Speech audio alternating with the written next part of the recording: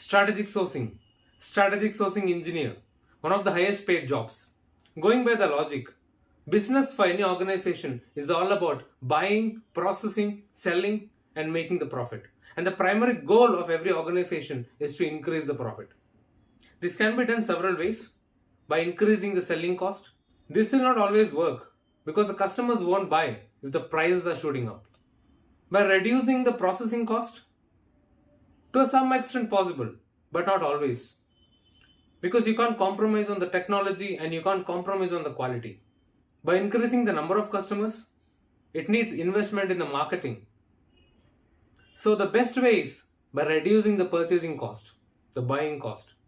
Normal business negotiations are not enough. It needs an organized sourcing strategies for long-term success. There is a direct target given to the sourcing team. Annual savings. Increase my profit. Show the saving. This is your target. They are primary contributors and they are paid really high in the industry.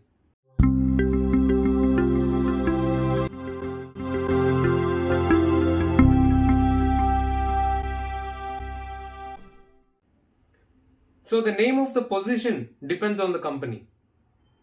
Some of them are called strategic sourcing engineers. They call strategic sourcing buyers. They even call strategic sourcing analyst. They call strategic sourcing specialist. So what is sourcing? The process of locating a source to procure your goods and services. So what happens in the normal sourcing or tactical sourcing? You get the requirements from your organization, what needs to be purchased. You have a look and search your supply base, search online and find relevant suppliers and send them the inquiry. So it's called RFQ, request for quotation, and share all your technical requirements. And once the supplier submits the quotation, the pricing, so you do analysis on that and find a best business case and then sign the contract and award the business. But in strategic sourcing, the sourcing engineer thinks beyond the requirement. They also ask about the company, their evolution, different technology, even though it's irrelevant at this point of time, their business plan, their focused products, their subsidiaries, their products, joint ventures, and collect the complete data with respect to them. Their turnover split with respect to the regions, with respect to the different segments of their products. Strategic sourcing starts with data analysis, market study, different companies and their company's business plan, goals, benchmarking, and develop a strategy for sourcing in the coming years.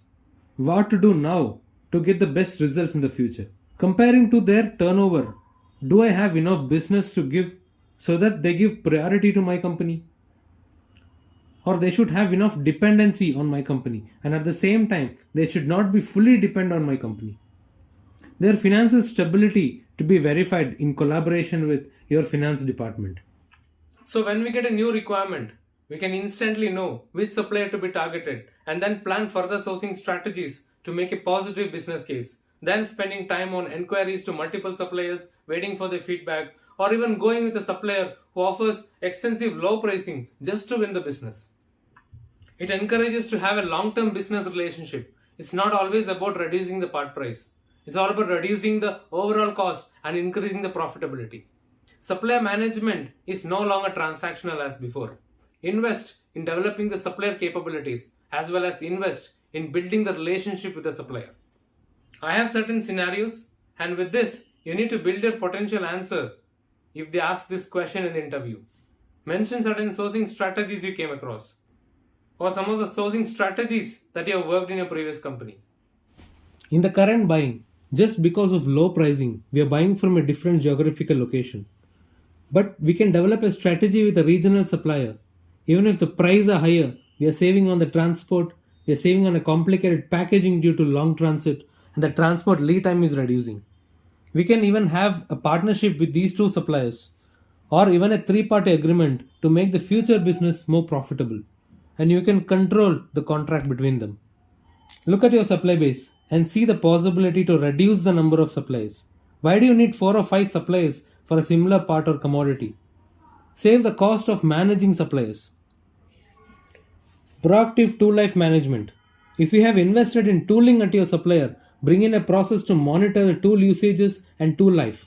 By the time supplier comes back to you with a new tooling investment request, a strategic sourcing team will already have the quotations and feasibility study done at new 3 different suppliers in the market. A resourcing or supply switch for any technical product will take minimum of 12 months. Mention we have certain agile projects running for proactive tool life management. And there is a good collaboration happening between the tactical buyer and the sourcing buyer. Tactical purchasing team is someone who takes care of the series business once the sourcing is done. A good collaboration with the tactical team is very important in the strategic sourcing. Different suppliers will have their own warehouse or a third party warehouse to store your parts. Why can't you contract a new warehouse provider for a better price and ask all your suppliers to use the common warehouse? Check the insourcing opportunity. If the volumes are really high, check which process at your supplier is expensive and propose to the management if we can have this process in-house. The currency fluctuations have a major impact. Analyze the same for the past few years. See who has benefited out of it.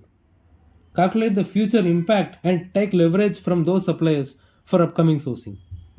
If you get any requirement for low volume parts, usually suppliers will not be interested in low volume business or they quote a higher price. In that case, check the current business with all the suppliers for that commodity. Check which supplier is getting continuous business. Check which supplier has taken maximum benefit with our business. And target those suppliers and take leverage for accepting low volume parts at nominal pricing. Encourage companies to set up manufacturing or assembly facilities closer to the market. Find out government policies and utilize the benefits to maximum. Simply, if you follow certain guidelines or even change certain source, there is an opportunity to get subsidies or reduction of taxes. Get a sourcing strategy in line with the regulations and policies of the government. Take maximum advantage. Strategic sourcing involves assessment of company's current spending, what is bought, from where, at what price, assessment of the supplier market, who offers what, total cost analysis, how much does it cost to provide the goods and services, identify all those suitable suppliers and making a potential list of supplier, who should be targeted.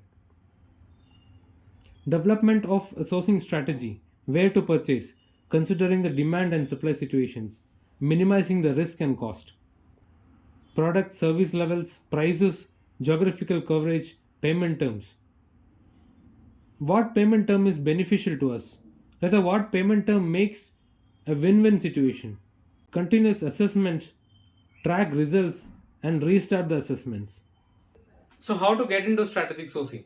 If you are a fresher, try to do this SAP MM, that is SAP Material Management course, where you get a brief idea about the supply chain and how it works. And then mention certain keywords in your resume such as sourcing support, purchasing support, and supply chain support. Because there are so many companies who hires purchasing assistant or purchasing support to support and work with the sourcing engineers. If you are experienced and if you are within the supply chain, it's quite easier. Maybe you can ask for an internal job posting, but first try to understand from the sourcing engineer how it works. Participate in some real-time projects with them and try to get CSCP certification. If you are from a different department such as a design engineer, bring in a storyline in your CV that defines your interaction with the sourcing team, interaction with the supply chain team. For example, as a design engineer, you're working on a design cost optimization project with the sourcing engineer, supply chain, or even with the supplier.